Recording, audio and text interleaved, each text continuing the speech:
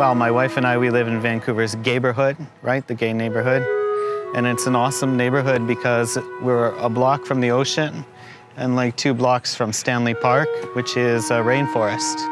And it's one of the largest parks that are inside of a city. So it's actually larger than New York Central Park. So, yeah, like in your day when you're walking around, yeah, are you always smelling stuff? Always.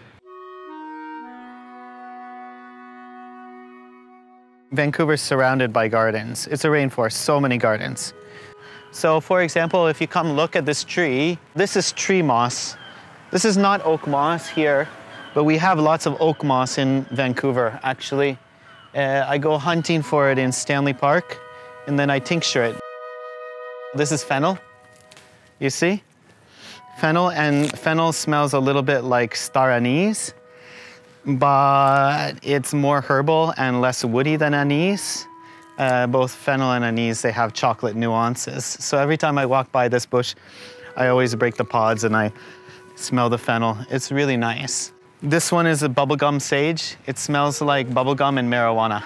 I don't know if you want to smell. It's a very, yeah, you can smell. It's a... Oh, yeah. Yeah, yeah. Also, very recently in perfumery, people are often using fig leaf. Fig leaf. As you get closer to the water, the air smells different. So the air begins to smell a little salty, it's cooler, it smells like seaweed.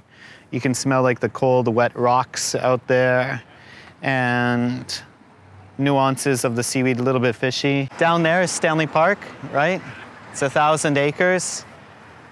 All those trees down there, dozens and dozens of different kinds of varieties of trees. There's the Pacific Ocean. Yeah, Vancouver is a beautiful city. In the summertime, eh? In the wintertime, if you come here, it's raining every day. This is right downtown, right? Yeah, right downtown. And right now we're visiting a niche perfume store, Scentrique. It just opened, or it is just opening tomorrow.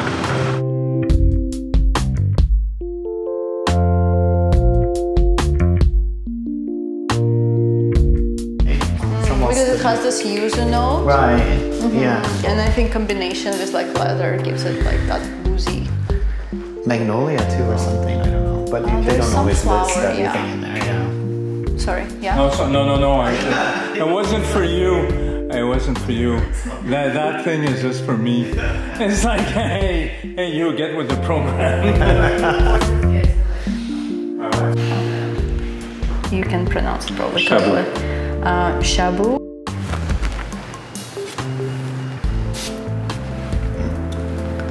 Oh yeah. So we get like a milky chocolatey feel, and vanilla and biscuit. So they're kind of famous for that line.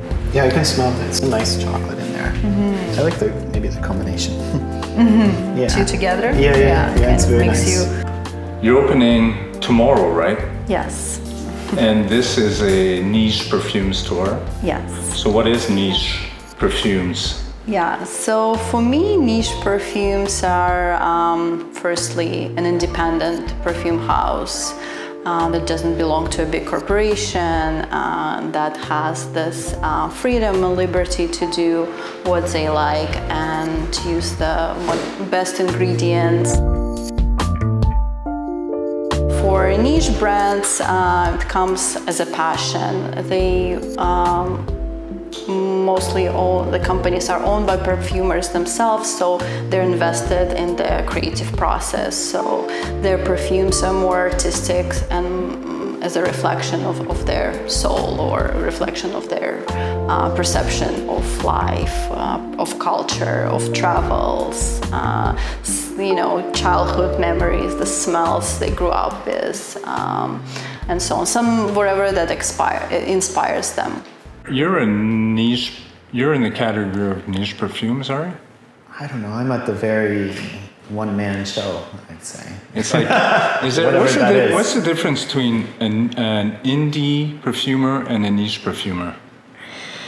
Well, Irina, either of you.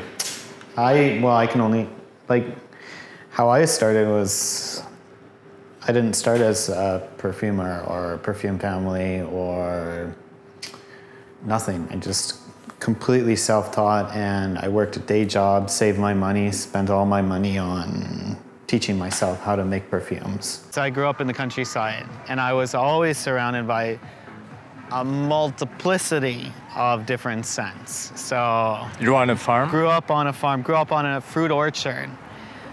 You have the smell of rotting apples, the smell of apple blossoms, the smell of chicken coops, the smell of swallows' nests that are like this bitter, dusty, musky, very unique smell. Even when the weather changes, where I'm from, we get giant thunderstorms.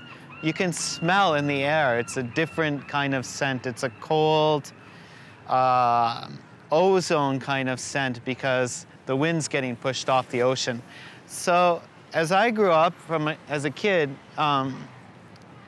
scent actually brought like knowledge with you. You knew where you were on the farm, right? You knew what season it was. You knew if a storm was coming, right? Just according to scent. And I don't think I've ever ignored that, just kept that with me. This one is incense oud. So spicier combination. Oh, yeah. They're all very well blended, and this house has like amazing history I always laugh about. The other difference between mainstream designer and niche is that niche perfumes are mostly gender neutral, so if you like it, you wear it. Scent is the very first recognizable function of consciousness. Billions of years before brains, microanimals only had the ability to smell. And I think people ignore it because I walk on two legs, and most of the time I'm visually dependent or auditory dependent. But smell is the most ancient sense.